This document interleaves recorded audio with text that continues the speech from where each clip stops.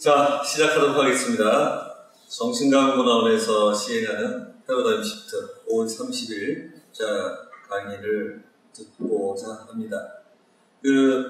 영성공학과 건축이라는 제목으로 되어 있는데요. 요즘에는 공학이라는 말이 많이 들어가는 게, 과학은 이제 원리를 밝히는 거면 실제 생활에까지 쓰는 의미가 이제 공학이어서, 도리어 현실 생활에 맞아야 되니까 금융공학, 무슨 공학, 영성공학 이런 말까지 드디어 나왔죠. 영성을 좀 현실적으로 잘 쓸 수 있으려면 공학적인 접근이 필요하겠죠. 그래서 우선 과학적인 용어보다 또 이 공학이라는 단어가 실사구시를 중심으로 많이 퍼지는 시대 같아요. 그래서 마침 전공도 건축을 하고 또 영성의 수료도 많이 하신 서현수 선생님, 영성공학과 건축이라는 이름으로 저희들께 이 강의 선물을 하는 걸 전달해 주시면 듣도록 박수로 모시겠습니다.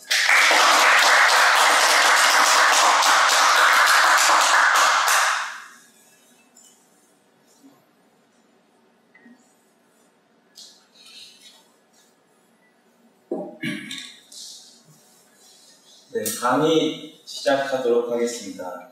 제목은 제가 공지를 해드린 대로 영성공학과 건축이라고 정해서 제가 자료를 준비하고 했는데, 우선 영성공학에 대한 부분은 저도 이 단어 조합은 솔직히 얼마 전에 처음 봤어요. 이렇게 외국 사이트에서, 고고학 관련 사이트에서 이게 보다가 뉴스를 스피리추얼 테크놀로지라는 개념을 누가 쓰고 있더라고요. 그러면서 이제 고고학적으로서 이제 신성시한 공간을 자기네들 딴에는 뭔가 이제 분석을 해서 과학적인 도움을 통해 가지고 뭔가 사실을 밝혀내는 그 과정을 이 사람들이 영성공학이다 이런 식으로 표현을 해가지고 하는 것 같던데, 제가 보니까는 이거는 영성공학이라 불리기에는 영이 다라고 하면 포함이 되긴 되겠지만은, 이게 우리가 핵심적으로 이게 영성이 영역에 다뤄야 될 부분이라고 이제 가정을 했을 때는 이게 참 문제가 많더라고요.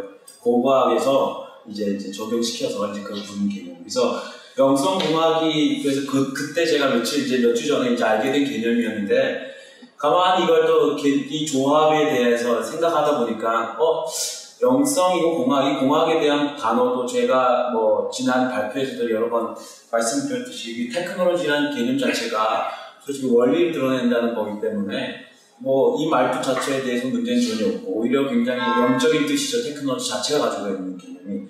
거기다 앞에 영성이 붙었을 때 되게 사회적으로 이제 통념상 우리가 받아들일 수, 좀 자연스럽게 쉽게 받아들일 수 있는 부분도 있겠다라는 생각도 들고 해가지고 한번 다뤄보고 해서 제목을 이렇게 정했고요. 하다 보니까 건축은 상대적으로 비중이 약하게 들어가 있습니다.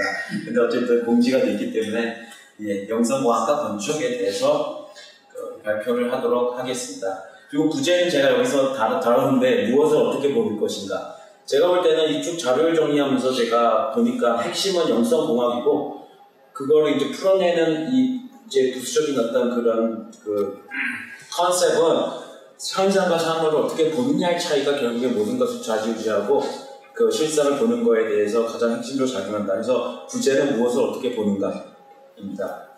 제가 몇 주 전에 제가 이제 그 고고학 사이트 Ancient Mystery, 그러니까 이걸 항상 이게 즐겨찾기 해가지고 보고 있는데요. 거기서 이제 영국의 그 어떤 사이트, 메갈리시 거석 그 돌 사이트에 대해서 어떤 사람이 자기가 연구한 것들을 이제 쭉 이렇게 아티클을 썼더라고요. 그러면서 이제 여기서 보이듯이 they are alive. 그들은 살아있다. 그러니까 그 돌들이 죽어있는 돌들이 아니야. 우리가 그냥 일상적으로 생각하듯이 그들은 굉장히 소통하고 있고 교감하고 있고 숨쉬고 있는 하나의 살아있는 생명체다. 이런 식으로 이제 주장을 하는 어떤 사람이 있었습니다. 이 거석, 지금 이 사람이 예를 든 문화 유적지는 영국의 남북 중부에 있는 그 유적지인데, 영국 아시다시피 어마어마하게 거석 문화의 핵이 되는 나라입니다. 스코틀랜드, 아일랜드 다 통틀어서. 그 사람이 특징적으로 이 잡은 게 롤라이트라는 이 거석 문화 유적입니다. 보이시다시피 저렇게 생겼습니다. 이렇게 거미도 뭐 아담하게 이런 것도 이제 옆에서 본 사진이고요. 또 다른 사진입니다. 네.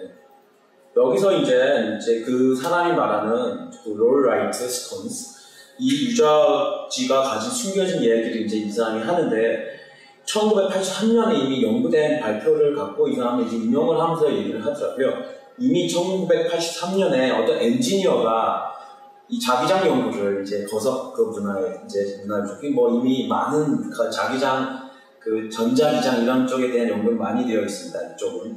근데 이제 그 특별히 이제 이쪽에 대해서 이쪽 문화를 갖고 이제 자기장, 자기력, 이 자력을 측정을 했는데 측정 결과는 이제 그림에서 이제 보이시다시피 여기가 입구라고 그 사람들은 보더라고요.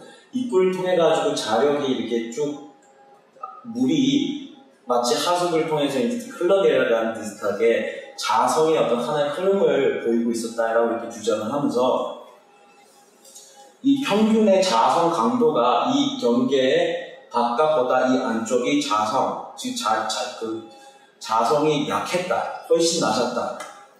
그래서 마치 이 돌의 경계가 이 돌의 거석 문화 이쪽 돌의 경계가 자력들을 딱 막고 있는 듯한 어떤 그런 형국이었다라고 하면서 가장 중심부는 이쪽 유적지 국내에서 가장 자력이 낮은 지점이었다라고 이제 본인의 어떤 실험 결과를 이제 발표를 했다고 합니다. 그것을 이제 인용을 이제 이 사람이 이제 한 거고요. 근데 이제 이 자력을 이렇게 측정하고 나서 자력도 이제 하나의 어떤 그 해석을 하는 어떤 툴로서 하나의 그냥 현상일 뿐이었을 건데 이제 이 거성 문화 자체에 대해서 이 사람은 또 그 다음으로서 어떤 질문을 던지면서 나갔을까 이런 것들도 저는 이제 궁금은 하더라고요. 도대체 어디까지 이런 연구가 이 거성 문화에 연구해서 어디까지 가고 있었을까. 그래서 실제 그 연구자도 그 다음으로서는 이제 이런 질문을 던지면서 과연 고대인들이 거대 석조 건조물, 신전전을 지을 때 도대체 무슨 생각과 기준으로 지었을까? 자성이 이런 식으로 현저하게 다름이 이렇게 보여지는 거는 과연 그들한테는 어떤 의미였을까? 이런 질문을 던지면서 그 연구 그 글이 이제 쭉 진행이 되고 있었습니다. 그러면서 다음 또 사례를 드는 게 우리가 잘 아는 이집트에 에드프라는 그 신전이 있는데요. 이쪽이 나일강 주변에 있는 신전이고 호루스, 새 호루스를 이제 신으로 모시는 이게 신전입니다. 기원전에 이제 세워졌고요. 아직 보이시다시피 그 겉면에도 아름다운 조각상들도 이제 많이 조각이 많이 되어 있고요.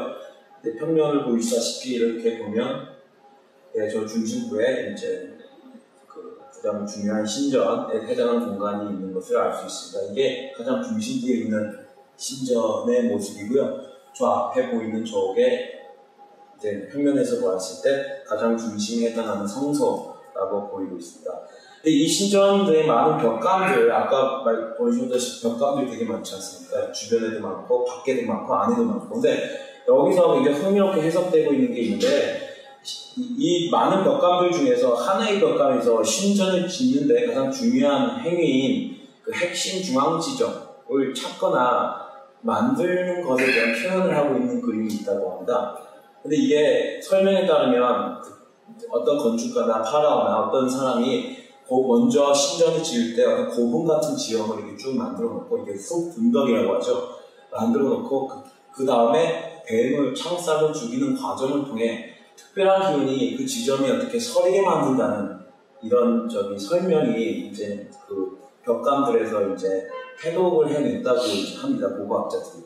그러니까 그 사람 설명에 의하면 이 지점의 기운이 응집되고 영향력이 발휘되게끔 뭔가 하나의 행위를 실질적으로 이렇게 한다는데 이게 이제 기운을 만드는 것이냐 아니면 기운을 찾는 것이냐 이거에 대한 부분은 솔직히 글에서는 제가 정확하게 알 수는 없었고요. 다만 이런 뱀이라는 게 이게 고대 동서양을 막론하고 정말 굉장히 신성하면서도 지혜의 상징 때로는 부정적인 의미도 많지만 상당히 최고급 어떤 신성에 대해 해당하는 어떤 그런 그런 내용을 상징하는 동물인데, 여기서는 이제 이집트에서는 이제 지구상 땅에 서려있는 기운, 지기, 어떤 특별한 힘 등으로 많이 표현되는 동물이기도 이제 합니다. 그래서 이 뱀을 어떤 특정 지점에 정확하게 꽂았다, 이게 죽이는 어떤 행위를 통해 꽂았다는 것 자체가 이제 신전 건축에 있었을 때 중요한 행위로 이게 기록이 되어 있다는 것을 이제 이 사람이 이제 언급을 하면서, 아까 이제 그 자력 이런 얘기와 같이 이제 쭉 이제 밝혀 나가더라고요. 또 세 번째는 아시다시피 영국의 바벨굴이라고 비슷한 사례가 또 있습니다. 굉장히 이거는 세계에서 가장 큰 원형 돌이죠. 지구에 이게 가로로 있는 이게 폭이요.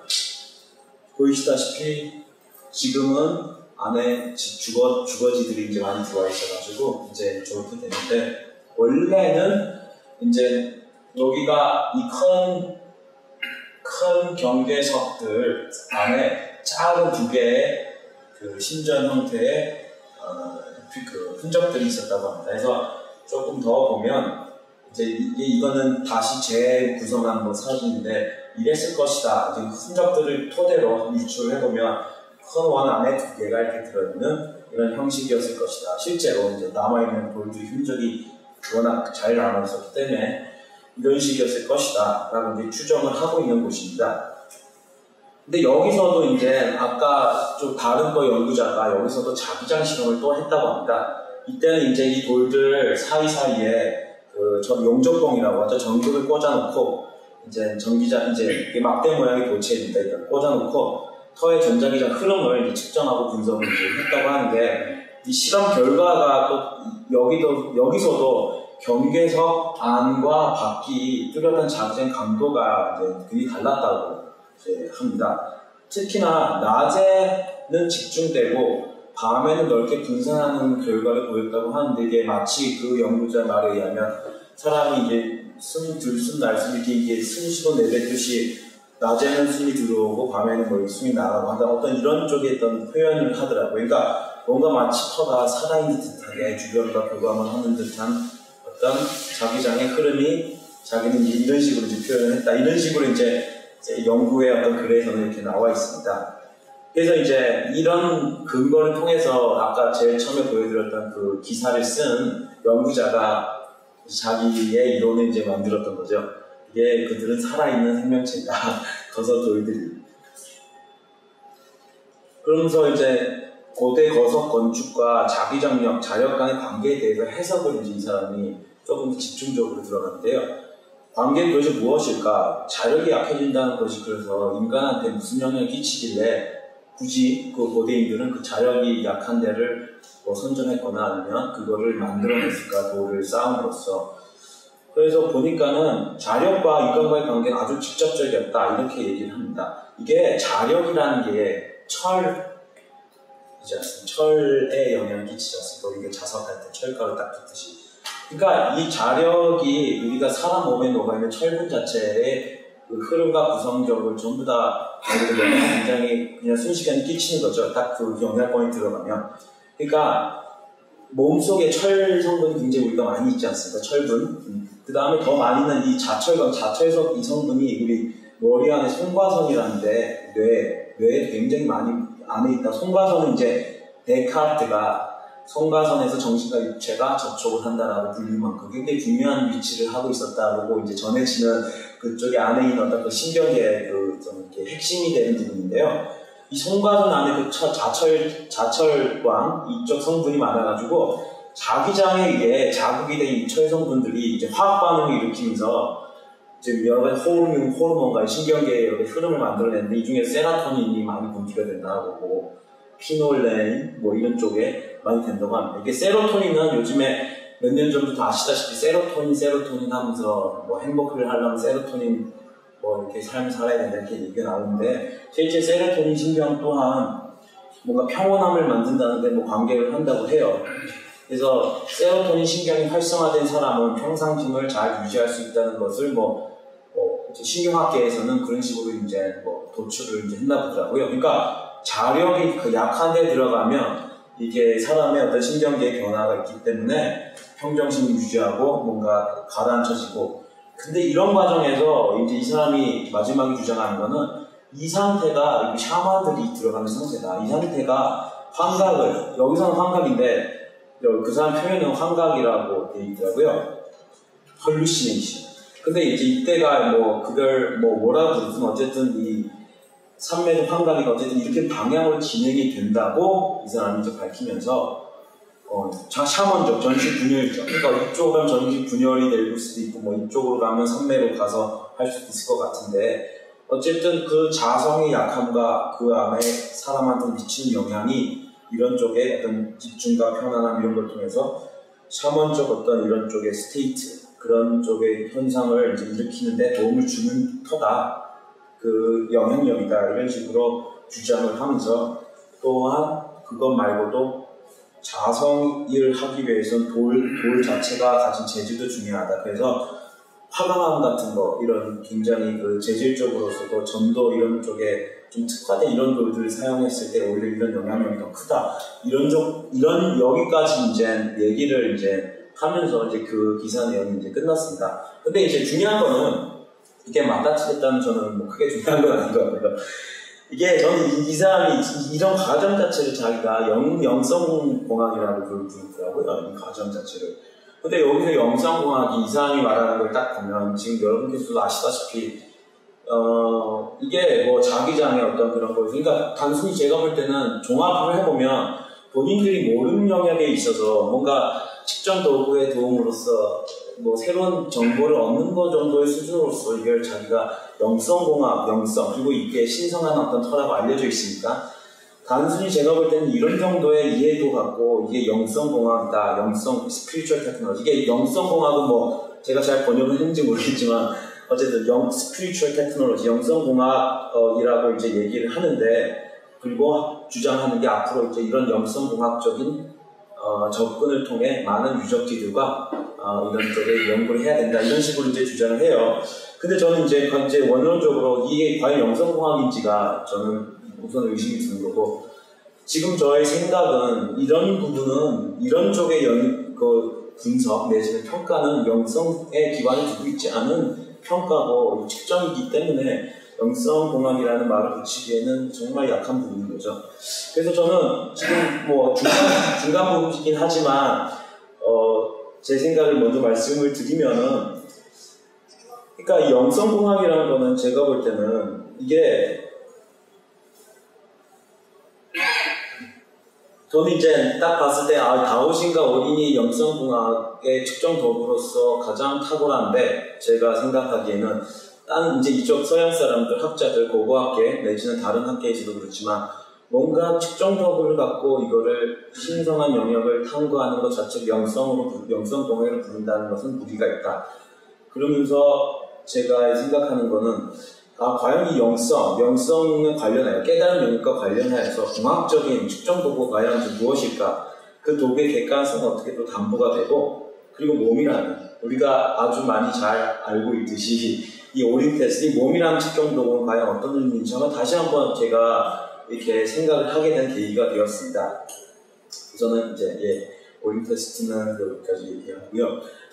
또 다른 사례가 요즘에 있습니다. 제가 아까 보였던 사례는 그 연구자였고요. 이거는 이제 최신의 연구인데 스캔 피라미드 프로젝트라고 해가지고 요즘에 피라미드 하나를 갖고 이제 여러 가지 지금 프로젝트를 지금 진행하고 있는데 그 중에서 스캔 피라미드라고 해가지고 이집트 정부와 다국적으로 이제 구성이 된 탐사팀이 우선 피라미드 건축 양식과 내부 구조를 샅샅이 이제 탐구하고 이제 연구하고 아직까지 공식적으로는 피라미드가 어떻게 지어졌는지 알 수 없다라는 게 이집트 정부고 고고학계의 주장입니다. 아직까지 우리가 모른다 어떻게 지었는지. 근데 이제 이거를 이제 밝히기 위해서 이제 첨단 최첨단 스캔 방식을 동원을 하죠. 그래서 그 가장 큰 이제 대피라미드와 무슨 굴절 피라미드, 꺾인 피라미드 이쪽을 이제 특이하게 이제 잡아가지고 이제 연구를 하는데. 정말 많은 방사선 촬영, 드론, 스캐너, 적외선 이용한 열 이미지, 관리, 3D 보고인기 이런 온갖 기술 다 동원해가지고 이제 이집트 피라미드에 대해서 연구를 진행을 하고 있습니다. 현재 진행입니다. 근데 이미 1979년에 이거에 킬리안, 아시겠죠? 러시아에서 개발한 그 킬리안 사진기라고 있습니다. 이거 킬리안 사진인데 이게 피라미드를 킬리안 사진기로 찍었다는 건데요. 이게 어떤 박사 같지않은데 1979년에 테슬라 코일을 이용해가지고 찍었는데 이게 저희가 알다시피 이게 하방향 천기 힘이 내려오는 거랑 이렇게 나선형으로 이렇게 이제 방향성을 갖고 이렇게 돌면서 내려오는 거랑 굉장히 비슷한 사진찍인 것 같아가지고 제가 찾다가 이렇게 하나 이렇게 근데 이 폭은 제가 이거가 조금 넓게 나온 것 같아가지고요. 우선 뭐 여러 좀 이렇게 정확한 부분은 아닌 거라고 보이는데 어쨌든 이게 저런 사진까지 이제 79년에 이미 찍혔다고 합니다.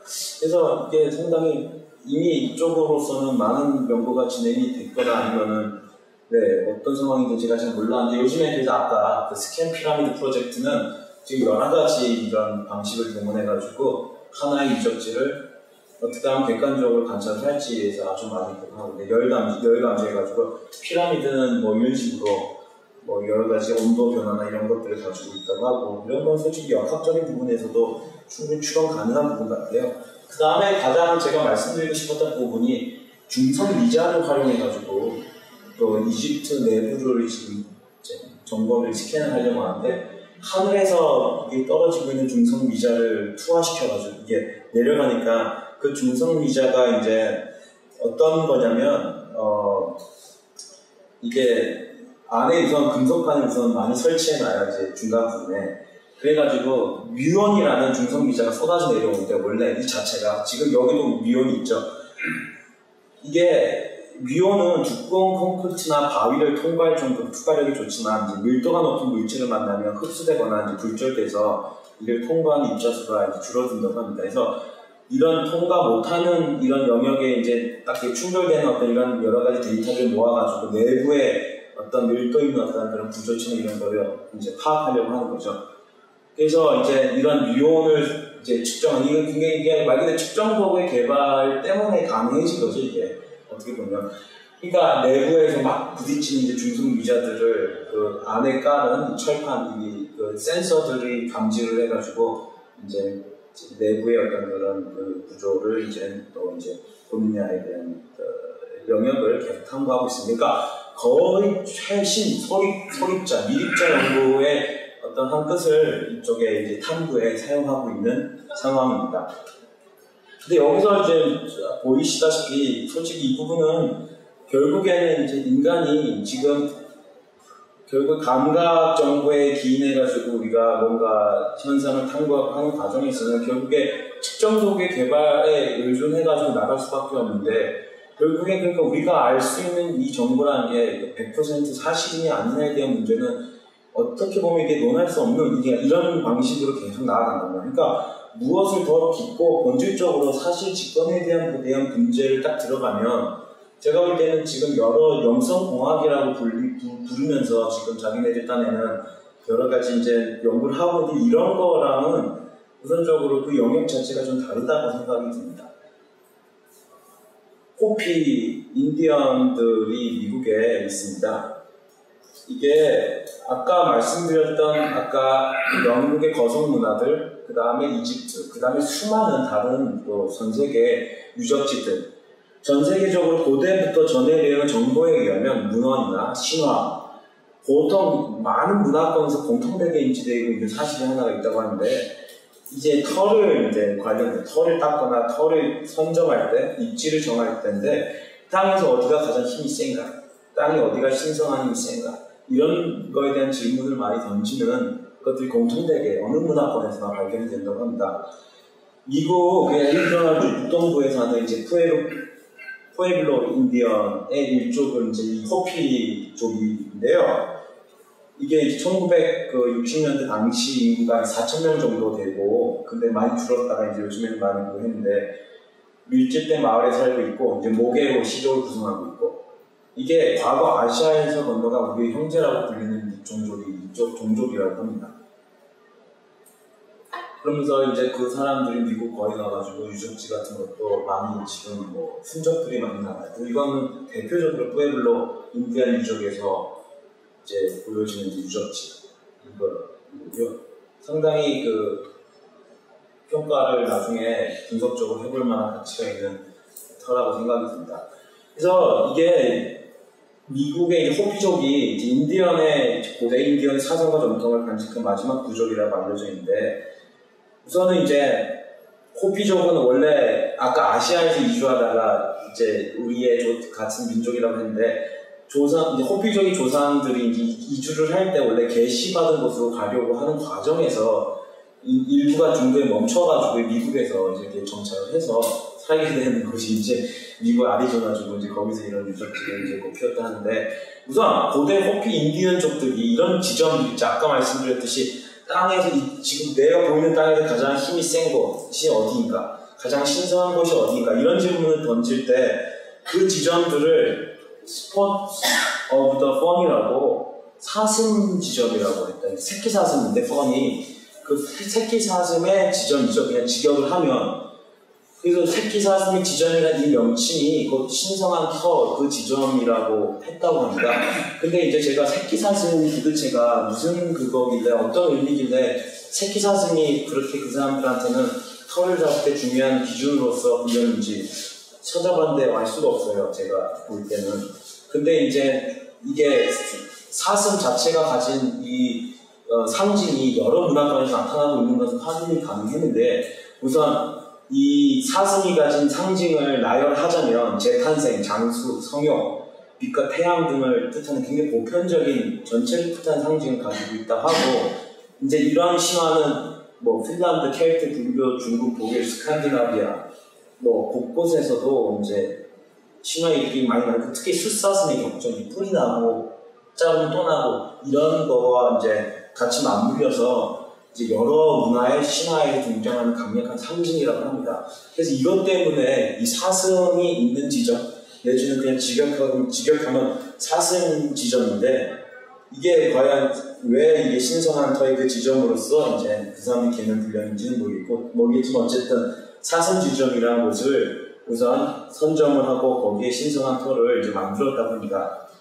그리고 여기서 중요한 게, 이 사람 책을 제가 사보면 조금 더 직접적인, 조금 더 자세하게 알 수 있을 거라고, 알 수 있을 거라 생각이 드는데, 이런 사슴 지점이, 이런 지점들이 핵심적이고 힘이 강한 이 지점들은 하늘과 연결되어 있는 통로라고 여겨졌으며, 그 고대 인디언들에게 이는 원통형의 튜브 혹은 갈대줄기와 같은 형식으로 하늘과 땅이 연결되어 있다고 하는 것이다. 이런 식으로 기록이 되어 있다고요. 이 부분에 대한 인용은 제가 그 사람 책을 좀 더 찾아봐야 해서 알 수 있는데, 어쨌든 그 사람이 하는 얘기가 이제 그쪽에 호피족이 가지는 어떤 기록에 의하면 이렇다고 합니다. 원통형의 튜브, 갈대줄기 같은 형식으로 연결되어 있다. 그래서 이런 지점들은 이 지점을 점유하는 사람들이 하늘과 쉽게 소통하도록 도와준 역할을 한다고 하며, 혹은 하늘 세계가 땅의 세계에 들어올 수 있도록 도와준 역할을 한다고 한다. 이렇게 기록이 되어 있다고 합니다. 네, 이렇게 합니다. 그래서 영성공학, 아까 그 사람의 주장에 의하면 이 영성공학적인 측면에서 이 신화적인 부분에서도 많은 힌트를 그 사람들은 이제 얻으려고 하는데, 호피족이 특히나 이런 쪽에 이런 좀 흥미로운 기록을 갖고 있다고 합니다. 그 다음에 이제 비초라는 개념이 있는데요. 이거는 제가 예전에 선생님께 한번 듣고 나서 기억을 계속 갖고 있다가 그냥 우연찮게 최근에 검색하다가 딱 발견했어요. 이거 왜냐면 이게 거의 검색이 안 됐었거든요. 그때 당시에 듣고 나서 제가 뭐 검색하고 해도 그때 당시에는 뭐 없으니까는 뭐 없는 단어일 수도 있겠다고 했는데, 어떤 사람이 이걸 썼더라고. 이게 송영준 씨라는 홍관여 풍수지배의 소속인 분인데, 대전일보의 생활풍수이야기라는 걸로 이렇게 연재를 하고 있었어요. 근데 이제 저 이걸로 이제 링크를 걸어서 들어간 거죠. 이 비초라고 하는 게 읽어보시면 아시겠지만, 이제 지구 내부에는 4,000도가 넘는 온도로 모든 물질이 액체로 존재하게 되어 마그마 상태인 것으로 에너지 활동성이 많아 지구 표면의 비활동성 쪽으로 에너지를 보내는 것인데, 이 동조성 파동과 비파동성의 강력한 에너지에 의하여 각종 질병과 암 등을 치료할 수 있는 능력이 특별하고도 탁월한 치료 장소가 있음을 말하는데, 이를 비초라고도 하는 것이다 라고 얘기를 이 사람이 한 거고요. 그대로 제가 따왔습니다. 기사에서. 인간의 몸은 여러 가지 환경적 요인 등으로 인하여 점차 병들어가고 점차 암 등 불치의 병으로 어려움을 맞이하는 경우가 많은데 비초라는 지역이 지니고 있는 순수하고 깨끗한 수많은 물질 원소들의 파동, 비파동 등의 온몸 구석구석을 통과하게 되어 단지 맨손 체중만으로도 불치의 병을 고치거나 최소한 건강을 보존시킬 수 있다고 하는 것이다. 이렇게 과학적으로 확인되지는 않지만 지구는 살아있는 생명체에 비견되고 지중해에 있는 비석기토의 진액과 더불어 지상의 산천, 밀목 등의 지구적 에너지에서 발산되는 길을 풍수지리에서 중요시 여기는 것이다. 그러니까 전 이거 읽고 기초 또 다시 찾아 들어가려고 했는데 뭐 전혀 없어요. 검색되는 게 이 사람이 말하는 것밖에 없고 영어로 비초, 저희도 의사들이 비초라고 이 사람이 써놓은 거라서 영어 개념인가 해가지고 또 들어가봐도 안 나오고요. 그래서 그냥 이렇구나. 근데 아시다시피 지금 여기서 말하는 게 대략적으로 이제 어떤 지금 뭐를 얘기하고 있는지는 아실 거예요. 이제 이게 생명체적으로 지구의 내외부가 교감하면서 만들어내는 이 직이라는 이제 형식이 있을 거고 그 직이들 형식들 중에서 이제 불치의 병을 고치거나 좋다고 생각하는 유익한 직위가 나오는 곳이 있을 것인데 그것을 비초라고 한다. 이런 얘기인 것 같습니다. 아까 맨 처음에 제가 말씀드렸던 그 연구자 주장했던 이제 마지막에서는 이 얘기를 나사 2008년에 이제 유석 전송 이벤트라고 측정을 했다고 해가지고 지구와 태양이 자기력으로 이렇게 연결되어 있다는 것을 이제 실제 측정을 통해서 나사가 발표를 했다는 건데요. 네, 이런 겁니다. 그러니까 자기장력으로 이렇게 연결까지 돼 있고 우리는 우주에서 이 자기장력에 의해서 여러 가지 영향을 주고받고 있고 고성 문화가 이런 특별한 자기장력을 이용한 건축이었다. 이런 식으로 마무리를 하고 그 다음에 이제 결말을 내게 됩니다.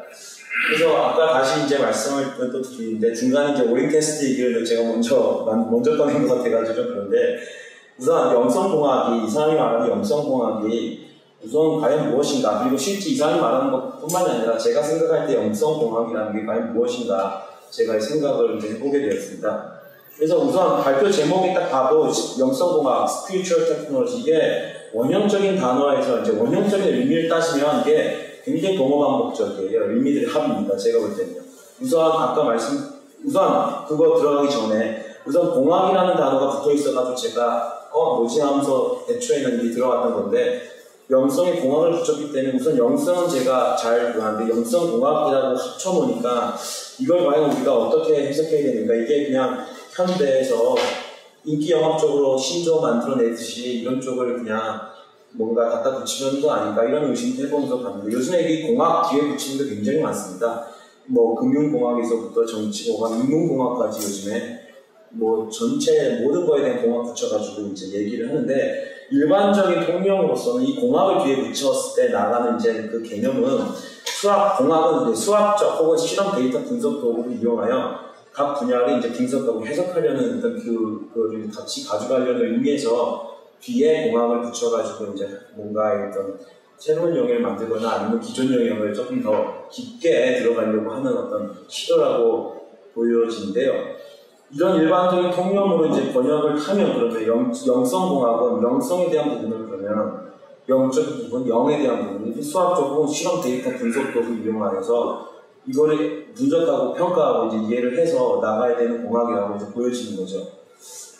근데 이제 제가 이제 원어적인 의미에서 우선 스피리추얼 테크놀로지 두 단어를 이제 분석을 해보면 아까 말씀드렸듯이 이게 두 개가 다 동어 반복이에요. 제가 볼 때는. 스피리추얼도 영적인, 종교적인, 정신, 이거는 이제 사전적인 의미인데 영적이라는 거에 대해서 저희가 이제 동의를 하고 있습니다. 근데 밑에 그 테크놀로지 자체도 이 원리를 드러내는 자세인데 드러낸 결과물, 아키텍처랑도 똑같고요. 근데 이 테크놀로지 자체에서 말하는 그 원리 자체가 우선 그 스피리추얼을 그것을 원리라고 얘기하고 있는 거기 때문에 그리스 테크닉 개념에서 우선 스피리추얼 테크놀로지 하면 영이란 부분이 두 개가 이제 반복이 되는 거죠. 근데 어쨌든 이해는 어쨌든 테크놀로지라는 단어가 이제 있고 그 앞에 스피리추얼이 붙음으로써 더 명확한 이해를 담고 있는 이제 단어 결합으로서 이제 그러니까 이해하면 되겠다라고 이제 생각을 좀 하고 있습니다. 아까 말씀드렸듯이 아키텍처 또한 테크놀로지랑 똑같고 원리를 드러낸다. 이 뜻이고요. 그러니까 테크의 아키텍처 단어가 이렇다면 있는 그대로, 즉 원리, 이치, 참을 드러내는 자세 또는 그에 대한 결과물이라고 본다면 이것 자체가 우선 영성을 드러낸 자세이고, 이게 영성공학의 어떤 굉장히 핵심적인 정의라서 정의 자체를 담고 있다고 이제 보여지는 거죠. 그래서 제가 볼 때는 이게 개념적으로는 스피리추얼 테크놀로지가 원형, 참, 이치를 드러내는 기술이라고 보는 것이 이제 타당할 것 같다고 생각이 되고, 앞에 이제 스피리추얼이라는 단어를 이제 붙음으로써 좀 더 개념을 명확하게 하고 현대에서 이제 이해하기 쉬운 형식으로 조금 쉽게 다가오는 어떤 부분들이 있지 않나 하는 느낌이 제가 이제 들더라고요. 공학을 붙임으로써 오히려. 그래서 영성공학의 정의를 제가 마지막으로 이제 제가 내보면, 영성공학이란 영성 혹은 영적인 영역, 즉 모든 생명체 안에 내지 않는 객관적인 하나의 원리를 인식하고 그것을 드러내는 방법을 체계화하여 이론적 실증적으로 관찰 연구를 하는 학문이라고 저는 이제 보여집니다. 그래서 위에서 아까 그 고고학 그 유적지를 연구하고 탐구하는 과정에서 하는 부분은 제가 볼 때는 지금 여기 제가 주장하는 정의에 비하면 비교를 하면 영성공학과 분리기에는 영역이 좀 다르다고 이제 생각이 듭니다. 그래서 모든 공학적인 비공학적인 모든 학문은 우선 자연을 제대로 아는 것을 목표로 두고 있을 것이고, 그리고 사실을 알아내는 것일 것이고, 정확한 사실을 알아내는 것인데, 이게 그런 시각이라면 우리가 어떤 공학이든 뭐 그 영성공학이라고 하면 이게 과연 우리가 측정하는 거가 과연 우리가 확실하게 그 근거가 명확한지, 정말 우리가 측정하는 것 자체에 대해서 우리가 그게 도구가 참인지, 그게 일반화될 수 있을 정도 그 보편성을 담보하는지, 이거에 대한 우리가 연구가 굉장히 선행되어야 된다고 저는 생각을 합니다. 그래서 저는 이 영성공학에 대해서 정의를 내려보면서 여러 가지 또 고민을 많이 해봤는데, 과연 그래서 진정한 영성공학으로서 이게 뿌리 내리려면 과연 우리가 무엇을 어떻게 이제 생각해야 되는지, 객관적 관점은 무엇인지 굉장히 중요한 거죠. 타당한 증거는 어떻게 얻을 수 있는지 굉장히 고민을 해봐야 된다. 단순히 측정 도구의 개발에 의존해서 가는 것은 굉장히 파편적이고 부분적일 수밖에 없다고 저는 생각합니다. 그러니까 이거 그렇게 나간다면 영성공학이라고 타이틀을 붙이면 안 되는 것이죠.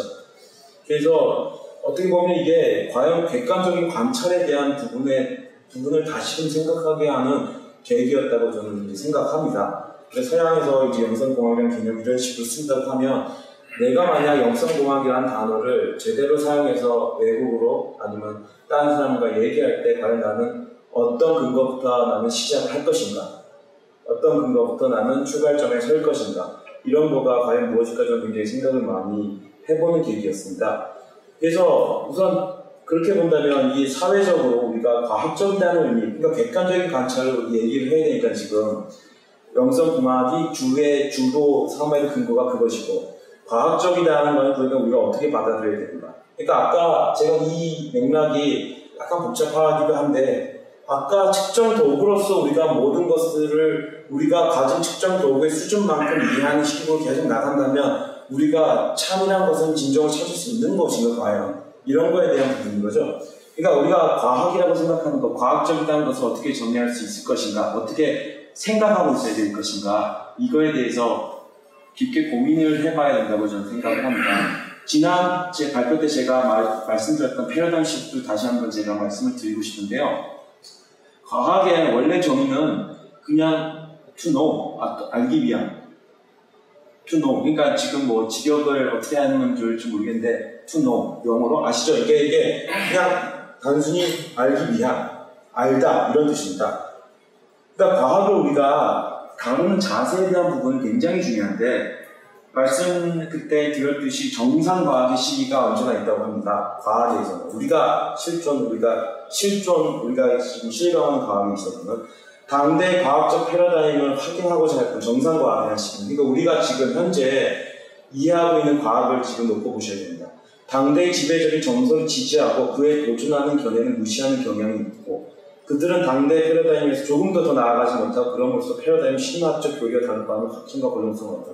그러니까 아까 말씀드렸듯이 영성공학이라 불리면서 고고학적인 그런 유적지들을 자성, 자력, 자기장으로만 이렇게 해석을 하다 보면 이게 뭐 굉장히 이게 말 그대로 이쪽에 다를 다룰 수도 없고 어떻게 보면 오독을 할 수 있는 가능성이 굉장히 큰데 그 의미에 있어서는 진정한 의미에 있어서는 그러니까 우리가 진짜 어떤 그런 쪽의 데이터나 정보를 우리가 이렇게 눈앞에 딱 다가왔을 때 우리가 이런 것들을 어떻게 받아들여야 될지 저는 이제 정상과학의 시기에서는 우리가 언제나 그 의심하는 자세가 굉장히 중요하다고 생각합니다. 그래서 극적인 패러다임 변화의 시기가 오죠. 뭔가 이상할, 뭔가 이제 찜찜하거나 이런 상태가 이제 다가오기 시작하죠. 한계점이 오고 우리는 뭔가 이게 아닌데라는 생각을 들기 시작합니다.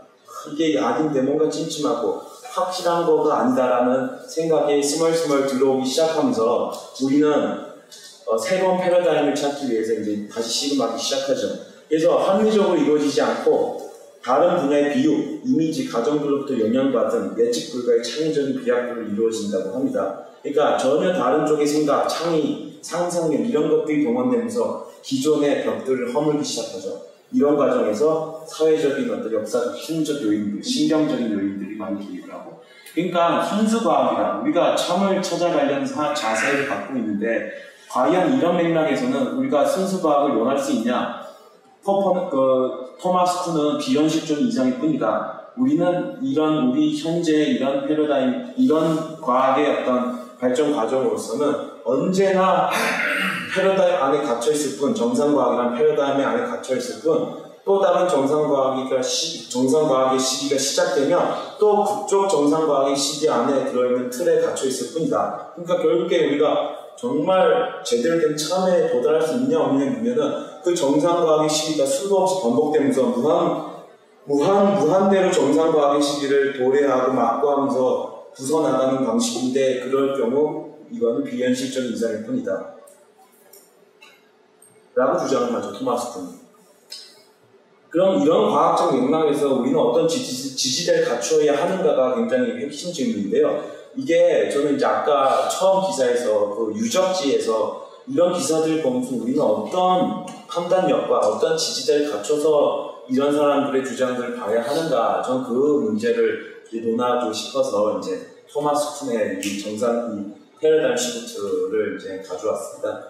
그러니까 제가 볼 때는 이제 앞으로 우리 시대의 싸움은 무엇을 보느냐의 싸움입니다. 이제부터는 오히려 인공지능이나 이런 것들이 나옴으로써 더 그 부분에 있어서는 가속화될 것으로 저는 예측을 하고 있습니다. 그러니까 앞으로는 지금도 그렇고요. 예전에도 그랬었고 어쨌든 가장 중요한 것은 무엇을 보느냐, 무엇을 지각하느냐가 무엇을 센스를 뭘 지각하느냐가 가장 처음에 그 뿌리를 이루는 가장 중요한 핵심 요소라고 저는 보고 있습니다.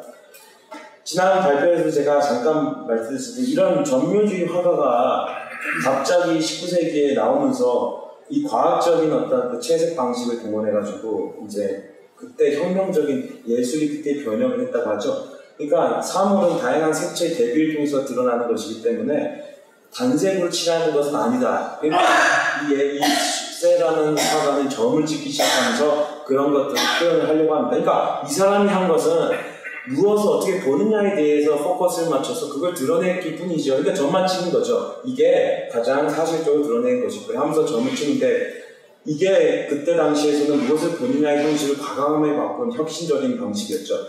제가 그때 말씀드렸듯이 이 시녀들이라는 라스 메니나스의 벨라스케스의 화가가 그린 그림을 갖고 피카소가 자기가 재구성한 그 그림에서 피카소가 본 것은 이 그림도 있고요. 이 그림도 있습니다. 이게 똑같은 시녀들의 재구성일 뿐인데 어떤 경우에서 어떤 컨셉을 갖고든 이 그림을 해석해냈고 두 번째에서는 똑같이 시녀들이 이 그림을 해석해냅니다. 보이시다시피 이 사람 이런 거 보이시죠? 기본적인 맥락에서는 같은데 이 사람이 이걸 구성하고 채색하고 하는 과정에서는 어떤 컨셉을 갖고 뭘 보려고 노력을 했느냐 이게 굉장히 중요한 이제 질문이 이제 되는 거죠. 유명한 이 연작 시리즈는 피카소 박물관에 가서 볼 수 있는데요. 그 굉장히 교육적입니다. 제가 볼 때는. 이런 과정에서 저는 이제 이론 물리학이라는 이런 영역이 가지는 의미가 굉장히 크다고 저는 생각합니다. 이 수련자 입장에서 제가 보았을 때는 이게 이론 물리학은 다시 한번 설명을 드리면 이론적 연구를 주로 하는 물리학 분야인데 이제 실험에서 얻은 사실과 법칙을 이용하여 더 포괄적이고 다양한 원리를 포함할 수 있는 이론을 만드는 것이 목적이고 실험 물리학과 함께 발전해 나가는 분야이고 그러니까 실험 물리학이랑 뗄 수 없는 관계이기 때문에 우선 이런 실험 장비, 실험 기술의 진보 없이는 절대 증명이 되지 않습니다. 이론적으로는 다 토대를 만들어 놓고 나서 픽스 입자가 그랬죠. 이미 몇십 년 전에 만들어 놓은 거를 실험 도구 개발이 딱 입증해 주는 거. 그러니까 이게 이론 물리학의 주요 핵심 진행 방식인데 이게 우선 맞다는 건데 이 이론 물리학을 하는 사람들은 자기한 인식 방법, 이게 자기 연구자들이 갖고 있는 인식 방법, 뭘 지각하냐 이거를 굉장히 그 능력에 의해서 정말 석학과 아닌 사람들이 많이 갈린다고 하는데 이 사람들이 주장하는 건 그거죠. 경험적으로 입증되지 않았음에도 불구하고 실제적인 것들, 그러니까 실제 효를 갖는 생각을 발전시켜 나갈 수 있다. 우리는 명확한 근거를 갖고 그 명확한 지지대가 있기 때문에 그걸 토대로 우리는 많은 생각과 많은 가정과 많은 상상을 통해 가지고 우리는 정말 그러한 것들을 진짜 미리 예측할 수 있다. 그리고 그거는 나중에 실험 도구가 그걸 할 것이다. 그러니까 실제 아인슈타인이 틀릴 수 있고 실험이 입증이 안 되면 어떡하냐는 기자들이 질문하니까는 이런 얘기를 하죠. 실험이 틀릴 수도 있습니다. 그 이론은 있습니다. 그러니까 어떤 명확한 지지를 가졌냐가 굉장히 중요한 포인트인데요. 그러니까 이 맥락에서는 저는 영성공학에서 쭉 이게 오는 과정에서 저는 뭘 보는 거가 가장 중요하다, 뭘 보는 것이 중요하다고 하는데 그 뭘 보는 거에 대한 그 원리, 그 자세가 얼만큼 탄탄한 지지대에 올라와 있냐. 그렇게 되면 우리는 이 이론 물리학자와 마찬가지로 원리에 입각해서 생각해내고 시뮬레이션하고 하는 것들이 굉장히 정말 무한한 가능성을 가질 수 있다는 거죠. 얼마 전에 제가 가다가 신문을 봤는데 이게 앤디 루빈이라고 안드로이드 창시자입니다. 아시다시피 삼성이 팔러왔다가 삼성이 거절해가지고 이제 구글에 바로 팔렸는데 가장 구글에서는 구글 사상 가장 인수 잘한 회사로 알려져 있습니다. 안드로이드가. 그 외인지는 여러분들이 더 잘 아시겠죠. 그 후에 발전 과정을 보면. 근데 이제 이 사람이 구글에서 나왔고 자기 또 벤처를 시작을 했는데 플레이그라운드, 놀이터라는 회사를 찾았습니다. 그러면서 이제 이 사람이 만들어내는 주장이 나는 인터뷰를 하는데 우선 스마트폰 능가한 거대한 기기 혁명이 온다라는 얘기를 하면서 기자가 질문합니다. 모바일 시대 다음에는 어떤 시대가 오리라고 예측하십니까? 이제 이 사람이 얘기하는 거는 모바일 혁명을 뛰어넘는 새로운 컴퓨팅 플랫폼 혁명이 일어납니다. 그러니까 굉장히 모바일보다 더 큰 파동이 될 수도 있습니다. 실제 모바일 쓰기 시작하면서 삶이 바뀌고 사회가 어떻게 바뀌어가고 하는 것들 다 여기 경험하신 분들이니까 그 전 세대와 다 아실 거예요. 어떻게 많은 영향을 끼쳤는지. 솔직히 그 영향력이 많이 안 컸을 수도 있어요. 어떤 분들한테는. 근데 어떤 분들한테 굉장히 크게 아예 삶을 바꿔버리는 어떤 효과를 가져왔기도 하고 어떤 기업의 어떤 돈을 만들어내는 방식까지 다 전면적으로 개혁을 할 수밖에 없었던 이런 사건들도 많았고 이 모바일이라는 게 이런 걸 통해서 이 사람이 얘기하는 게 앞으로 그러면 뭐가 대세가 될 것이냐 이런 질문에 우선 AI 요즘에 많이 이제 접하시고 계시죠. AI 이 AI가 넥스트다 다음이다 얘기를 하는데 우리가 알파고 사건 때 우리 이세돌 바둑 때 아셨다시피 이 AI가 가져다준 충격 솔직히 이게 일반인들 조금 더 들여다보면 알파고가 별로 새로운 게 아니라고 또 주장하는 학자들도 있더라고요. 알파고가 한 것은 그냥 계산 좀 더 했을 뿐이다. 더 복잡한 알고리즘 같고 전혀 새로운 건 아니다. 이 AI가 정말 새로우려면 자각해서 계획하고 하는 이 시스템이 훨씬 더 능수능란해야 되고 그것이 능력인데 아직은 아니다 라고 이제 어떤 전문가들은 또 얘기를 하더라고요.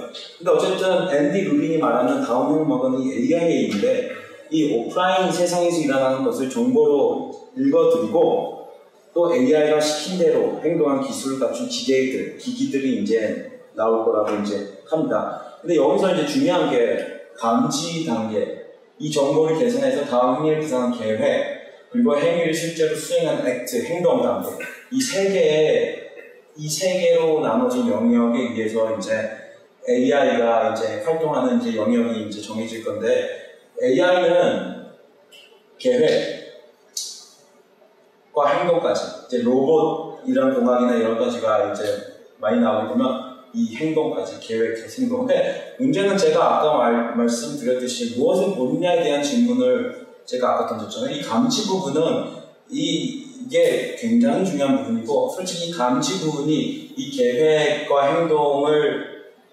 더해도 이 감지가 제대로 안 되고 감지가 정확하게 안 되면 이게 다 흐트러지는 거잖아요. 그러니까 이 감지 부분이 굉장히 중요하다고 저는 생각을 하고 있고, 실제 이 개발하는 사람들도 감지를 어떻게 정확하게 할 것인가를 정말 연구를 많이 하는 거죠. 그래서 아직까지도 개와 고양이 얼굴을 보고 컴퓨터가 그 인지 감지를 못한다고 하면 솔직히 정말 많이 발전을 해야 되는데, 우리가 지금 일상에서 그러니까 자율주행 그 자동차만 하더라도 앞으로 어떻게 발전돼서 나갈지 모르겠지만 정말 잘 감지를 해가지고 사고 없이 갈 거라고 하면 상당히 감지를 잘하는 수준까지 가겠죠, 아무래도. 근데 저는 어쨌든 이 시대에서 요구하는 게, 저는 무엇을 보느냐가 가장 중요하다고 생각을 하고 있고, 아까 영성공학 측면에서도 말했지만 어떤 지시대에 의해서 우리가 감지하느냐가 결국은 새 시대에서 굉장히 우리가 중요한 역할과 중요한 어떤 행복한 삶을 위해서는 중요한 어떤 요소라고 저는 생각을 합니다. 흥미롭게 제가 이제 여러 가지 자료를 찾아보다가 안현배 전문 기자라고 풍수 전문 기자가 있습니다. 아실 거예요. 안현배 씨랑 조영은 씨 이렇게 인터넷상에서 많이 이제 기사를 쓰신 분들이 있습니다. 근데 이런 얘기가 있어요. 알파고는 풍수 대각이 이길 수 있을까? 이런 주제를 달고 이 사람은 이제 얘기를 썼는데, 굉장히 수긍이 가는 부분이에요. 왜냐하면 기존 풍수를 갖고 얘기하는 거니까. 왜냐하면 이제 읽어보시죠. 이게 변수가 무한에 가까워 최고의 응용 술수학으로 꼽히는 풍수도 인공지능이 대체할 수 있을까? 이 사람 질문입니다. 인공지능이 풍수를 습득하려면 두 가지 이파를 섭렵해야 한다. 풍수학 이론이 크게는 형세파와 이기파로 나누기 때문이다. 형세파는 산세, 지형, 물줄기 모양 등 주변의 형세를 살펴 길치를 찾는다. 이기파는 좀 방위를 따져 기한 것을 가져낸다. 이렇게, 그러니까 두 개를 잡아야 된다는데, 우선 인공지능이 빅데이터를 쉽게 축적할 수 있기 때문에 이미 인공사진해가지고 산세, 지형 분석, 깊이, 높이 이런 거 세세하게 요즘엔 다 할 수 있습니다. 그러니까 답상과 만성 명당도에 우리가 뭐가 명당도 해가지고 그러니까 공식화 시켜놓은 명당도가 또 있고요. 그러니까 프로그램이죠. 이게 프로그램 공식 코딩이죠. 코딩 언어죠. 그러면 명당으로 알려진 그러면 그 언어와 실제 명당으로 알려진 그 릉들, 왕릉들, 요지와 도택들을 갖고 데이터만 집어넣어가지고 딱 하면 인공지능을 역사상 전후무한 빅데이터를 구축할 수 있다. 그래서 따라서 인공지능은 이 빅데이터와 위성사진을 통해 기란통화 정보를 집어낼 것으로 보입니다. 이 형세파가, 그러니까 형세를 읽어내서 하는 사람들은 사람의 눈으로 읽어내는 건데, 아직은 만약에 위성으로 찍어내가지고 그 역학적인 계산과 꺾기과 이런 것들을 정말 더 정밀하게 계산할 수 있다면 솔직히 사람을 능가할 수도 있는 거죠. 이런 풍수를 한다고 하는 사람들한테는.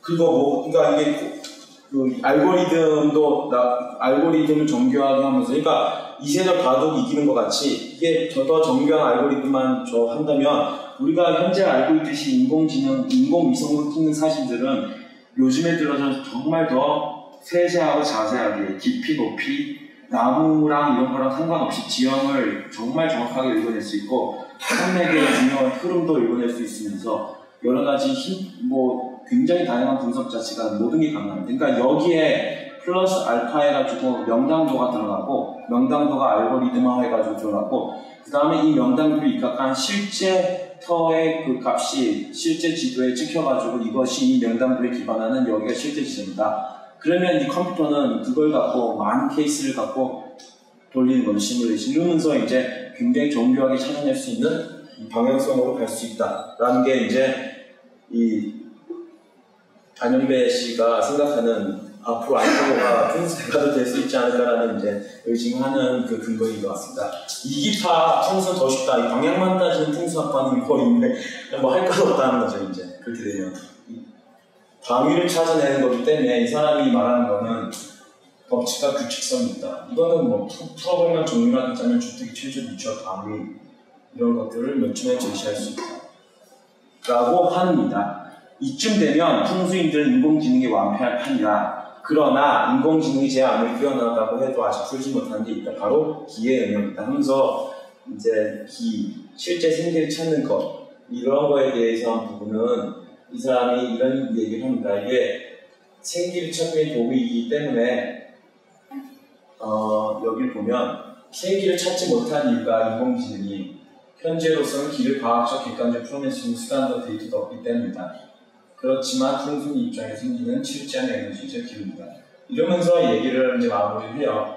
그러면서 본인이 보기에는 기운은 벡터 성질이 있는데 위에서 아래로 쏟아진 천기, 아래에서 위로 치솟는 지기, 수평 혹은 사선을 흐르는 기.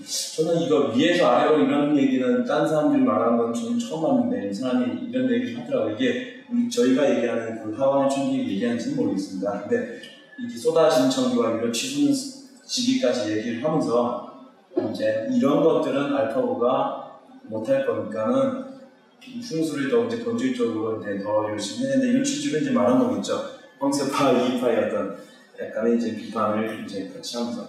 그래서 무엇이 지각하냐에 대한 싸움에서 저는 이제 모든 것이 달려있고 아까 영성공학이라는 부분도 어떤 지지대에 의해서 뭘 정확하게 읽어내느냐의 싸움이지 그리고 그 탄탄한 지지대라는 것은 내가 어떤 존재이고 내 안에 어떤 정보가 들어가 있고 내가 과연 어떤 존재이길래 내 안에 있는 것들을 이게 드러낼 수 있는지 그거에 기반돼서 드러내는 정보여야지 영성공학이라고 말할 수 있는 거고 하는 거기 때문에 무엇을 지각하냐에 대한 문제가 앞으로는 제가 볼 때는 더더욱나 심화될 것이고 누가 더 여기서 중요한 것은 그래서 남들보다 좀 더 깊고 좀 더 본질을 지각하는 사람이 앞으로의 경쟁에서 위에 설 수 있는 구조이니까 이지 않다 저는 굉장히 그럴 거라고 생각을 합니다. 그래서 이런 걸 봤을 때 이제 마지막 칼 포퍼의 과학적 발견의 논리라는 이제 얘기를 이제 마무리하자면 우선 이 사람이 말할 때 우리는 아무것도 모른다라는 것을 얘기를 하죠. 이것은 모든 철학적 활동 바탕이 되어야 가장 중요한 철학적 통찰이다. 근데 이 사람이 우리는 아무것도 모른다는 것은 아까 말씀드렸듯이 토마스 쿤이 지금 우리가 알고 있는 과학은 정상과학일 뿐, 지금 주류과학일 뿐, 언제나 정상과학이 깨지면 또 다른 정상과학의 시기가 오고 이게 계속될 것이다. 그러니까 우리는 아무것도 모른다는 것에 대한 그 맥락은 그 맥락에서 이해해야 됩니다. 그래서 이 사람이 얘기하는 거 과학의 합리성, 철저한 실험, 원칙에 입각한 중립성은 지지하지만 과학은 우리가 흔히 생각하듯이 경험적으로 입증된 사실을 체계적으로 축적함으로써 인정되지는 않는다. 실험은 어떤 가설이 틀리지 않다는 것을 입증할 뿐이고 결코 완벽하게 입증될 수 없고 다른 어떤 믿음보다 믿을만하지 않은 대담하고 창의적인 추측을 해낼 때 비로소 과학은 앞으로 나아간다. 그러니까 과학은 쌓여서 가는 게 아니라 깨어서 깰 때 발전하는 것이다라는 것을 이제 토마스 쿤과 칼 포퍼가 얘기했고 그때 제가 자본 발표에서는 이 맥락과 우리 초조에서부터 2조, 3조, 4조, 5조까지 그 개성 대결에서 보였던 어떤 그런 맥락 비교를 했었죠. 더 닦을 것도 없다. 뭐 이런 식이야. 이게 자기 것을 쌓아서 가는 이제 그 신수가 얘기했던 거와 갖고 있는 것을 알게 부시면서 나가는 방식. 그러니까 과학은 토마스 쿤이 말하는 칼 포퍼가 말하는 과학은 진정한 과학이 우리의 과학은 본질적으로 이 갖고 있는 것을 깨나가는 방식으로서의 발전이지 쌓아나가서 가는 발전은 아니다. 이런 식으로 주장을 하고 실제 저희가 수련해서 굉장히 기본적인 자질로서 우리가 언제나 연습을 하고 노력을 해야 되는 부분이 바로 또 그 부분과 일맥상통하기 때문에 저도 이 부분이 좀 생각을 많이 했었던 부분입니다. 그래서 지금 이 시점에서 영성공학이라는 부분 영성공학과 그러면 초감각적 지각은 굉장히 이제 밀접하고도 이미 영성공학 자체가 감각을 벗어난 지각, 초감각적인 지각이 아니면은 영상공학을 논할 수가 이제 없습니다. 그러니까 영상공학이 발전이 되려면 초감각적 지각을 기본으로 해가지고 나가는 이제 체계를 만들고 그거에 대한 입증과 그거에 대한 뭐 증거 이런 걸 통해 가지고 이제 나가야 된다고 생각이 되는데 우선 이런 것들이 다 알고 있다는 것들에 대한 의심을 언제나 하면서 감각적 지각의 한계의 인식으로부터 출발을 해야 되는 거고 우리가 일반적으로 제가 이제 얘기를 하면 영상공학의 앞으로는 제대로 나가려면 초감각일 때 본질 직관의 가능성이 과연 무엇인가 이 구조를 이해를 이제 같이 잘 해나가야 되죠. 그 다음에 중요한 것은 또 다소 실수가 있더라도 감각 정보의 기인한 정보와는 그 의도와 지지대가 다르게 훨씬 더 본질적인 사실에 다가갈 수 있는 확신으로도 읽어 연습해 나가야 되는 거고요. 그러니까 이런 방식으로 갈 때 분명히 저는 초감각적 지각 방식에 의거한 영성공학 저는 이게 굉장히 딱 두 개가 서로 협력하면서 나가는 아주 그냥 뗄래야 뗄 수 없는 관계라고 이제 보이고 그리고 알고자 하는 뜻에 따라 가장 정확하고 참 사실 직관할 수 있는 방식 그러니까 이거에 대한 이것이 가장 그 영성공학의 핵심이 되어야 되는 거고 그래서 무엇을 볼 것인가에 대한 문제가 저는 언제나 이거가 이제 사람들이 많이 질문을 이제 해야 된다고 저는 생각합니다. 그래서 객관적 측정적으로는 다우징 오링 테스트 자발공 그러니까 여러 가지 통해서 우리가 실제 정말 객관적인 측정 자체가 우선 가능한지를 우선 의심해 봐야 되는데 기존 기계나 이런 거에 대한 어떤 집착과 의존도를 통해서는 갈 수가 없는 부분인 거죠, 이게. 그러니까 오링 테스트가 정말 제대로 잘 의미가 잘 이해가 돼야 돼서 오링 테스트가 정말 객관적인 측정 도구라는 거가 확신이 들어야 되고 이걸 통해 가지고 여러 가지 증거도 수집하면서 확신을 누려가면서 영성공학의 어떤 기초로서 사용된다면은 다우징도 마찬가지고요. 저는 영성공학의 미래가 아주 밝다고 저는 생각을 합니다. 잠깐 이제 마무리를 하면서 저는 풍수지리 얘기를 조금 하면서 이제 마무리 좀 하려고 합니다. 풍수지리 중에서 이제 인걸지력이라는 개념이 있는데 풍수고전 지리신법에서는 다음과 같이 풀이를 한다고 합니다. 땅 기온의 아름답고 추함의 차이에 있기 마련이며 사람 또한 땅 기운을 받아 태어나기 마련인데 어찌 그 사람됨의 맑고 흐림, 똑똑함과 멍청함, 선악, 비천, 빈부, 수명의 차이가 없겠는가 이런 풀이가 있다고 합니다. 제가 여기 말씀드린 이유는 영성공학에 기반해서 이 풍수지리가 얘기하는 풍수지리를 정확하게 해석할 수 있어요. 그러니까 풍수지리의 영역은 당연히 모든 분야가 그렇겠지만 풍수지리는 우리가 지금 얘기하는 거에 대한 맥락에서 그 탄탄한 지지대에서 우리가 우리의 주변 환경, 풍수라고 불리는 이런 우리의 그 주위의 이 터에 대한 부분을 감정해낼 수 있는 거가 중요하다. 그러면서 이제 고전에서도 이 땅기온에는 이 엄청 다양함이 서려 있는데 이게 정확하게 분별해내는 것이 중요하다는 이제 반문이겠죠, 여기서. 그러면서 저도 이제 흥미로운 걸 찾았는데 김성수 생가의 영향력 해가지고 저희 솔직히 김성수 생가에 대해서는 뭐 아주 잘 알고 계십니다. 여기 계신 분 다 아실 거예요. 어떤 기분들이 있는지 따로 말씀 안 드리겠는데 우선 좋은 짬짜리에서 태어났다는 자긍심과 믿음으로 성공한 현존 인물이 있다. 정운천 전 농림수석부 장관이다. 이 사람이 왜 김성수 생가의 영향력이 발견이 있냐면 이 사람은 뭐 얼마 전 당선이 됐죠. 장관도 지냈고 근데 이 사람이 김성수 생가 태어난 그 방에서 태어났다고 합니다.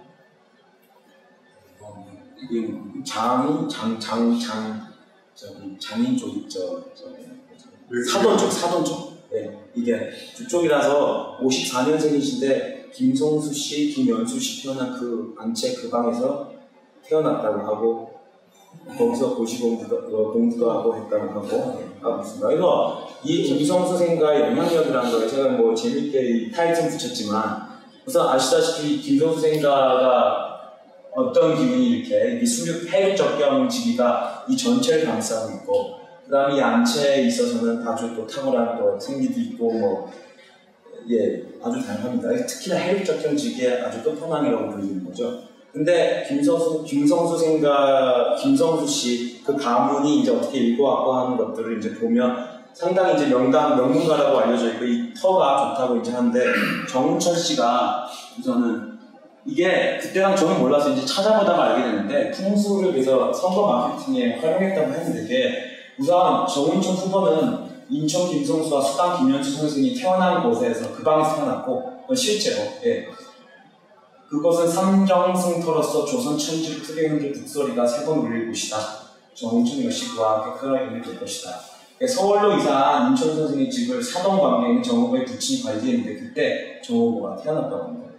그러면서 이제 이런 얘기를 이제 전라북도가 하니까 새누리당으로서 열세고 그래서 이런 얘기를 이제 많이 좀 이렇게 언론에 이제 부각시키면서 분위기를 조성했다고 해요. 인천을 이제 내세우면서 그러면서 고등학교 때도 재수했고 대학교 때도 재수했는데 그 골방에서 공부하고 나면 언제나 합격했다라고 그 얘기를 했고 실제 정은천 씨도 자녀를 그 골방에서 잉태를 했다. 중요성을 알기 때문에 이렇게 이제 전해내려고 있습니다. 전해내는 이미 이게 얼마 전에 뉴스에 났습니다.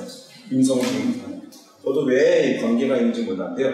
그러니까 이거는 뭐 제가 흥미를 같이 가져갈 생각으로 얘기를 했지만 이 풍수를 그래서 영성공학적인 측면에서 정말 제대로 읽어내야 되고 그 다음에 제대로 읽어낸 만큼 자기한테 뭐가 추하고 아름답지 그걸 정말 분별해내야 되고 그래서 자기가 원하고자 하는 그 역할을 다할 수 있도록 이제 유익한 기운을 받는 것 이런 것들을 그러니까 정확하게 지각을 하나는 해야 되는 과정에서 영성공학이 그래서 정말 중요하고 제대로 된 영성공학을 해야 된다는 거죠. 저는 그렇게 생각을 하고 있습니다. 마틴 하이데거도 비슷한 얘기를 했는데 이 사람은 저도 언제나 저는 항상 2%가 아쉬워가지고 항상 읽다 보면 뭔가 끝에가 너무나 이제 잡힐 때 안 잡힐 때 하는 얘기로 이제 끝을 내는 것 같아가지고 근데 제가 잘못 읽을 수도 있는데 우선 대지에 대해서 깊은 성찰을 한 철학자라고 알려져 있고 땅을 구원하는 사람만이 참으로 그 땅에 살 수 있다. 땅을 구원한다는 것은 그 땅을 파괴나 폭력적 개발의 위험으로부터 구해내는 것이 아니라 그 땅의 고유한 본질에 자유롭게 존재케 하는 것. 그러니까 이거를 어떻게 보면은 실제 진짜 진정한 의미에서의 풍수지리를 얘기하고 있다고도 저는 이제 보여집니다. 그러니까 정말 그 진정한 그러니까 이게 정말 땅을 제대로 읽어내는 것 자체가 자신의 영향을 자유롭게 발휘시키는 것과도 일맥상통하며 이것이 곧 그리스 원어에서 그 카리스마, 진정한 본질 드러내는 그 카리스마라는 것이다. 이런 것들이 직관하는 자, 이런 것들에 대한 부분 하이데거가 땅과 관련해가지고 근데 이 땅에 관해서 하이데거가 많이 이제 얘기했고 건축에 대해서 많이 얘기했는데 네, 그 조금 더 좀 공부해 볼 만한 가치가 있는 그 철학자라고 생각이 듭니다. 그래서 영성공학은 따라서 제대로 된 관찰, 객관적인 관찰이 핵심이다. 정말 이거 없이는 아무것도 그 영성공학이라고 부르면 안 되고 그리고 제대로 된 관찰, 객관적인 관찰을 어떻게 하는지 그 기본 자세는 무엇인지가 정말 중요하다. 이거를 따지지 않고서는 기계에 의존한 관찰 이런 것들은 영성공학의 측면에서 우리가 얘기하기에는 좀 힘이 약하다라고 저는 생각이 듭니다. 그래서 우리는 언제나 칼 포프가 얘기했듯이 관찰은 계획되고 준비된 인지작용인데 우리는 우선 무엇을 보려는지 명확한 출발점에 서서 집중하여 이제 보려고 하려는 것을 읽어내는 것이 이게 영성공학의 저는 이제 핵심 자세라는 거예요. 그러니까 무엇이 객관적인 관찰이고 그걸 위한 도구는 무엇일까? 그러면 도구는 다우징, 오링 테스트 이런 의미가 과연 무엇인지 이 툴이라는 게 과연 어떤 의미인지를 정말 다시금 새겨서 영성공학을 위한 정말 본질적인 토대를 삼는 것이 필요하다라고 저는 생각합니다. 그리고 전문가의 함정, 그것들을 잘 드러내기 위해서 영성공학의 어떤 저쪽에서 이제 뭐 재현성이 없다라는 부분, 이런 쪽에 대한 어떤 비판과 이런 것들은 솔직히 말해서 비판이 될 수도 없다고 보여지는 게 우선 본인들조차도 정상과학의 시기를 갖고 있고 언제나 깨질 수 있는 그걸 갖고 있기 때문에 본인들도 100%가 아닌 과정에서 이쪽을 그거 할 수 있는 근거가 솔직히 어떻게 보면 약한 거죠. 근데 우선 전문가의 함정, 우리가 그러니까 영성공학을 제대로 진정하게 발휘하고 그걸 제대로 피우기 위해서는 우선 여러 가지 선입관, 영성공학을 할 때 임한 자세, 관찰한 자세에서 우리가 선입관과 편견을 거르려는 자세 원래 그 있는 그들의 암을 읽어내는 자세가 굉장히 중요하고 신비하거나 막연하거나 절대 도달할 수 없는 영역을 이해하는 것은 이게 우리 스스로가 설정한 난관일 뿐이다. 이게 우리 스스로가 설정한 것 뿐이다 라는 것이고 원래는 이미 답이 내 안에 드러날 준비를 하고 있기 때문에 그러니까 아까 그것도 이미 답들은 다 있지만은 자료만 읽어내가지고 그거를 다라고 생각하는 것은 이게 아니라는 거지 자료도 당연히 분명히 있을 수 있겠죠. 근데 어쨌든 이미 답은 다 드러나 있기 때문에 이미 있는 답을 어떻게 드러낼까에 대한 문제고 관찰할까에 대한 문제이기 때문에 이게 설정만 풀어버리면 제약만 풀어버리면 쏟아지는 어떤 이런 구조이다. 그 다음에 스스로의 설정 한계가 풀어지게 되면 그래서 언제나 발동되고 있는 초과목적 지각이 당연한 지각이 되는 거고 이것이 곧 영성화, 영적 영역의 핵심 기반이 될 것이다 라고 저는 생각을 합니다. 그래서 풍수지리의 아주 굉장히 고대의 개념으로 다시 돌아가서 이제 마무리를 짓자면 그때 제가 잠시 얘기를 드렸을 거예요. 이게 프랑스 오르도르 지방에 라스코라는 아주 유명한 지하동굴이 있습니다. 거기에는 이제 600여 점의 코스프레, 프레스코와 1500점 조각들이 다 굉장히 세세하게 새겨져 있는데요. 그들이 그리는 그림의 위치를 보면 동굴벽에 임시로 작업대를 겨우 설치하고 아주 아슬아슬하게 매달려가지고 조각을 했거나 그림을 그렸을 만한 그리고 아주 불도 없었을 건데 불도 무슨 우리 수라시킨 것도 아니었을 건데 아주 작은 불에 의지해서 그렸을 아니면 뭐 전혀 어둠 속 그렸을 수도 있지만 어쨌든 작은 등불에 의지해서 그렸을 것이라고 보이는 지점들의 그림들이 다 있습니다. 그러니까 가파른 절벽이 지지대가 전혀 없는. 그러니까 그들은 근처에 이제 넉넉한 장소도 있고 평평한 데도 있는데 왜 굳이 거기 그렸을까? 그리고 더 중요한 것은 그 그림 그리는데 또 옛 그림 위에 또 새 그림을 그리고 또 그리고 또 지고 또 그리고 또 그리고 왜 이 짓을 했을까? 그 장소가 매우 중요했기 때문인 듯 한데 우리 연구자들이 보기에는 우리로서는 짐작할 수 없는 어떤 이유로 그림을 그리기에 보다 적절한 장소를 찾았던 듯하다.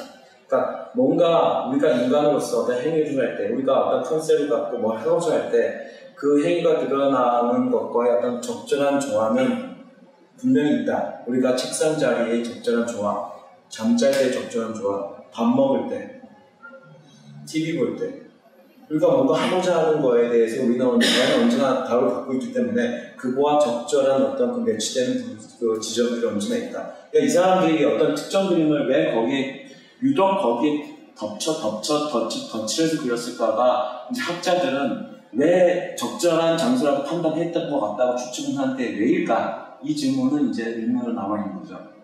근데 이 비슷한 애가 우리 서산에서도 우리가 알 수 있습니다. 이거 아주 그냥 서산에서 선마이불이라고 유명한 또 아주 초기 우리 한국 불교에서 들어올 때 유명한 또 마이불인데요. 이게 원래가 이런 지형이 아니었습니다. 이 원래 지형이 가파른 절벽 위에 이것 또한 지지대가 없듯이 지금 이 높이가 지금 보면은 사람 높이 키의 수준도 높은 것들일 거예요. 거의 비슷하거나. 근데 여기 보이시면은 지금 저거를 조각을 어떻게 했을까를 보면 상당히 아슬아슬한 상태에서 자기 위험을 감수하고 어떻게 보면 뭐 떨어졌을 수도 있어요. 여기. 근데 어쨌든 이 산정도를 조각하기 위해서 저 노력을 감행을 해서 조각을 해냈던 거죠. 이때보다 오히려 이때가 오히려 그래서 장소성으로서는 이 평가로서는 훨씬 더 아름다워 보이긴 합니다. 그래서 그러니까 뭔가 우리가 뭔가를 할 때 있어서 하고자 하는 것과의 적절한가 언제나 있을 수밖에 없다. 그리고 그것을 찾아낸 능력이 영성공학의 핵심 영성공학인 거고 그게 기본 자세이다. 똑같이 제가 여러 번 말씀드렸을 거예요. 고타마, 석가모니도 이전의 모든 부다들이 니빠나의 해탈을 이루었을 때 앉았던 곳을 찾으려고 나무주기 돌아보았다. 깨달음을 위해서 내가 나한테 도움을 줄 수 있는 나한테 유익한 지점은 어딜까? 이 생각을 갖고 들어갔던 거죠. 밥 먹을 때 나한테 가장 적합한 장소는 어딜까? 그러니까 세운 뜻에 어울리는 적절한 장소, 적합한 장소는 있다. 그게 풍수지리의 기초인 거고 그게 기본인 거고 그게 기본 가장 핵심인 거죠. 그렇게 보았을 때 우리가 이 영성공학이라는 부분을 정말 이제 제대로 이해하고 나가려는 거는 정말 중요한 의미이고 그렇기 때문에 우리가 무엇을 보느냐 초강학적 지각에 의거해가지고 우리가 현상을 읽어내고 지각하고 사물을 이제 판단하고 하는 것들이 정말 중요하구나. 앞으로는 이게 모든 분야의 싸움에서 분명히 이쪽을 평가가 아주 높게 될 것이라고 저는 이렇게 생각을 하고 있습니다. 그런 맥락에서 우리가 그러면 놀랍게도 전 세계에서는 한국뿐만이 아니라 진짜 많은 유적지들이 계속 찾아지고 있습니다. 파면 또 나오고 파면 또 나오고 합니다. 그리고 여기서 보이시다시피 이건 수단에 있는 네크로폴리스, 수단에도 피라미드가 많습니다. 작은 피라미드인데요. 수단의 피라미드는 작은 피라미드예요. 근데 이 중앙에 아예 동그랗게 중앙이 가지는 중요한 장소성을 아예 대놓고 이렇게 이 구조물을 하고 그 위에 이렇게 쌓았던 거를 이제 이렇게 알겠습니다. 이런 것들에 대해서 우리는 영성공학적으로 어떤 평가를 할 수 있을까? 어떤 영성공학적으로 들어간다면 고고학적으로는 우리가 여기서 어떤 해석을 할 수 있을까? 이런 질문들이 앞으로는 우리가 고고학도 그렇지만은 아주 다양한 분야에서 우리는 할 수 있고 삶 전체에서 우리는 이 영성공학이라는 부분을 정말 퍼뜨려 이제 전체 적용시킬 수 있는 체계와 이런 것들을 충분히 만들 수 있다는 거죠. 아프가니스탄에 있는 이 불교 유적 또한 마찬가지고 미국에서 아직까지도 용도가 모르는 이 유적지, 인디안 유적이라고 밖에 말 못하는 근데 용도와 이런 거는 전혀 모른다고 합니다. 이런 것들, 에티오피아에 있는 이런 교회, 사우디아라비아에 있는 이런 유적들, 그 다음에 얼마 전에 발견됐다고 하는 인도네시아의 유적들. 마지막 장면이 이제 이건데 지금까지 알려진 거 뭐 얼마 전에 그 프랑스 동굴 벽화에서 동굴 안에서 석영으로 이게 동그란 터가 이제 만드는 게 나타났다고 해가지고 17만 6천 년이라고 하니까 뭐 더 이상 말할 게 없어지는데 이게 터키 우리 이제 저희는 이제 동부 쪽 해안에 돌았는데 터키 중부 쪽으로 가면 또 괴벨리크 이제 그걸라고 해가지고요. 인류 지금 이제 가장 인간이 인공적으로 만든 석조물의 역사상 가장 오래된 것을 발견했다고 해가지고요. 여기에 지금 정말 많은 독일 유학과 고고학자들이 들어가 있습니다. 그래서 저는 이제 마무리를 여러 가지 지금 유적지에 대한 부분도 정말 많은 해석이 난무하고요. 이게 먼 공간이었나? 솔직히 스톤헨지도 그렇고 아까 말씀드렸듯이 피라미드 또한 우리 아직까지도 공식적인 입장은 알 수 없다. 도대체 이 구조물을 어떻게 지었는지 알 수 없다. 이런 거잖아요. 그러니까 이것 또한 마찬가지입니다. 이게 밝혀지기까지는 아무리 탄소연대 측정을 하든 스캐너로 찍든 뭘 하든 이거에 대해서 제대로 알 수 있으려면 측정 기계에서 이렇게 이제 의지해서 가능하면 솔직히 이게 이렇게 밝혀지기는 이게 굉장히 어렵겠죠. 아주 어려울 거라고 저는 생각을 합니다. 그러니까 영적인 존재 우리는 언제나 영적 관찰과 측정을 할 수 있고 그게 우리 존재 방식 자체이기 때문에 그것이 가능하다는 거고요.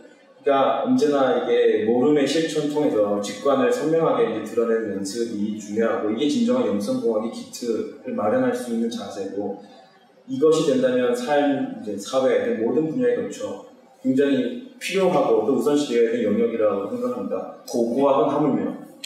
그래서 여기 보이는 이 고고학자 또한 지금 여러 가지 고민과 고뇌에 빠져서 이걸 어떻게 해석해낼까. 실제적으로 여기에 지금 양각화된 이 조각에서 정말 많은 미스테리가 있다고 해가지고 지금 여기에 해석하는 것 때문에 지금 골머리를 앓고 있다고 하는데 온갖 미스테리가 좀 남아가고 있고요.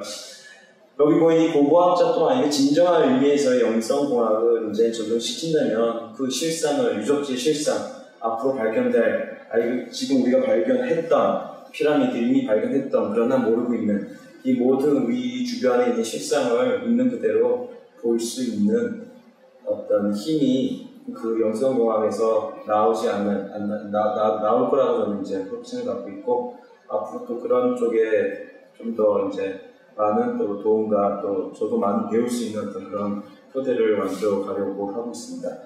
네, 감사합니다. 여기까지 제가 준비한 것 같아요.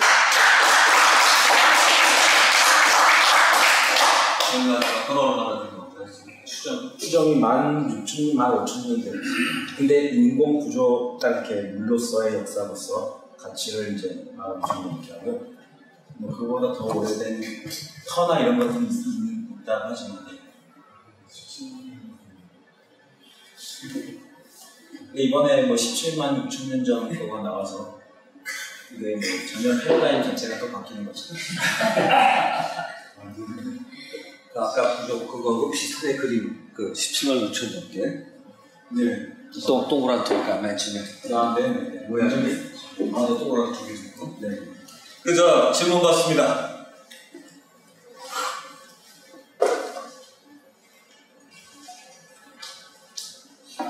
질문은 아니지만 그 영성이라고 하는 것들은 보통 저희들이 생각하는 그 정의와 좀 다르게 조금 더 이렇게 신비하다거나 오래됐다 이런 것들은 다 스피리추얼한 걸로 생각을 해서 영성 공학을 아까 처음에 그렇게 그 설명하는 그런 쪽으로 이해하려고 하는 것 같습니다. 네. 그래서 지금 그 주제 그거의 그 키워드 쪽으로 보면 상당히 조금 진지하고 앞으로 정말 그런 쪽으로 발전이 된다면 굉장히 확장성이 있다고 보여서 아주 핵심적인 걸 잘 잡으신 것 같습니다. 그 단어 조합 자체가 솔직히 뭐 저 사람들이 하는 게 조금 약해서 근데 단어 자체 조합은 썩 괜찮아 보여서요. 저는 앞으로 영성공학이라고 붙여도 저희가 의림 테스트 정말 공학적인 방식으로 역학적인 방식으로 측정해내고 하는 것들 이런 것만 보더라도 정말 이게 정말 핵심인 영성공학인데 이게 단어가 이쪽으로 연계돼서 이렇게 발전해 나간다면 이것도 괜찮겠구나라는 생각이 있어서 앞으로 이런 또 단어가 사용을 좀 이렇게 하면서도 괜찮을 것 같아요. 그래서 써봤습니다. 저희가 영적인 뭐 이런 단어가 사실 기독교에서 많이 써서 그런데 이 영적이라는 표현이 또 영이라는 개념이 뭐가 잡혀야 사실은 저 영적인 단어를 막 쓰는데 요즘에 뭔가 그쪽이 중요한 건 아는 것 같아요. 근데 이제 그 오늘 발표자 얘기처럼 정확한 컨셉을 도달하기 어려우니까 빙빙 돌고 그걸 찾아가려고 하는 거 모르는 거를 그 단어를 갖다 붙이려고 하는 노력이라도 가사하는 게 아니냐. 근데 이제 트집 잡히는 것처럼 컨셉이 명확하지 않은 단어를 갖다 쓴다는 거는 학자적인 소양에는 조금 문제가 있어 보이기는 하네요. 그게 영적이라는 것보다 잘 모르는 거에 대한 어떤 뭐 하나의 접근 방식 이런 정도 쓰면 좋은데 영적이라는 단어를 그렇게 막 쓴다는 거는 조금 문제는 있어 보이기는 합니다. 양정하게 보다 보면. 제가 요번에 저희가 토요일날 28일날 그 학술대회가 있었잖아요. 정신과학에. 사실 뭐 정신과학 문화원의 모 기관인 셈인데 그때 보다 보니까 모 교수가 서양 철학 쪽으로 본 명사에 대한 걸 썼는데 제가 볼 때 지금 그 서양 철학을 중심으로 쭉 지금 강당에서 벗어나기를 우리 서현수 씨가 발표한 내용을 좀 참고한 게 아닌가 하는 생각이 많이 들어요. A자 붙이고 그다음에 거기서 벗어나는 이런 것도 그렇고 내용이 상당히 상황이 많이 겹쳐. 그래서 저희가 여기 이제 몇 사람 좀 들어와서 놓고 보는데 좀 우연치고는 너무 많다라는 생각이 좀 들고요.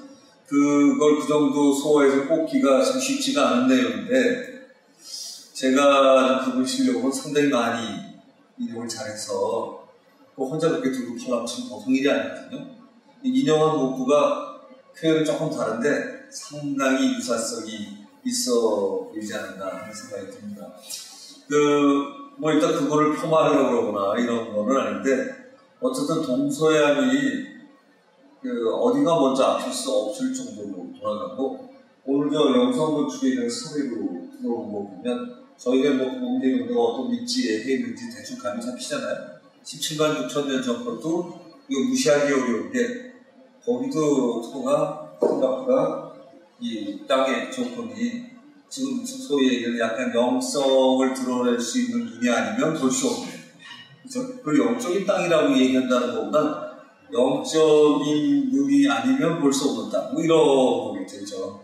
영안이 아니면 그러니까 서양수 또는 도안이나 신안이 아니면 바라볼 수 없는 찾아낼 수 없는 땅 그러니까 이제 그런 거에야 영성이라는 단어를 쓸 수 있다라는 표현은 저는 뭐 아주 만족한 단어가 가장 적절한 단어가 아닌가.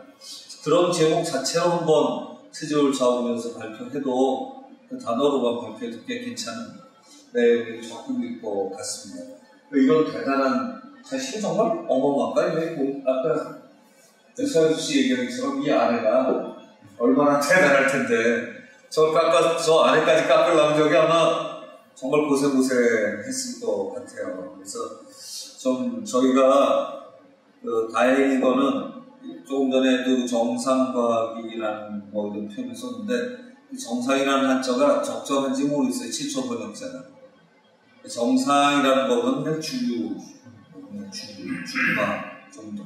정상이라는 거는 진짜 정상적이어야 되는데, 그냥 통용되는 이런 정도의 과학이나 이런 학문을 얘기하는 게 아닌가 싶으면, 진짜 정상을 찾아가는 이런 개념으로 볼 때 뭘 보고 어떻게 접근할 거고 뭐 이런 방식이 정말 중요하다고 생각합니다. 그래서 뭐 저희가 하는 수업 방식하고 뭐 놀랍게 일치해 나가는 거지만 어떻게 관찰해 나가느냐 하는 것을 놓고 바라보면 사실은 영성을 추구하는 거와 과학이 다르지 않으면 종교와 과학을 딱 뒤집어 놓으면 영성과학도 될 것 같아요. 영성과 공이 합치면 앞으로는 그런 시대가 되고, 근데 이게 신호가 아니라 이 사람들은 정말 그렇게 했잖아요. 이 단어를 안 써서 아까 뭐 얘기한 것처럼 테크놀로지나 아키텍처나 그런데 이제 그런 단어가 들어가 있지만 요즘 언어로 쓴 다음에 그 언어를 써주는 게 아마 소화는 더 쉬울 것 같긴 해요. 영적 건축, 영성 건축 해놓고 아키텍처나 테크놀로지와 연결시키면 훨씬 더 값어치 있는 단어가 되지 않을까. 요즘 사람은 그래야 이해하기 쉽지 않을까 싶긴 하네요. 뭐 큰 질문이 없으시면 저희가 오늘 박수 하겠습니다.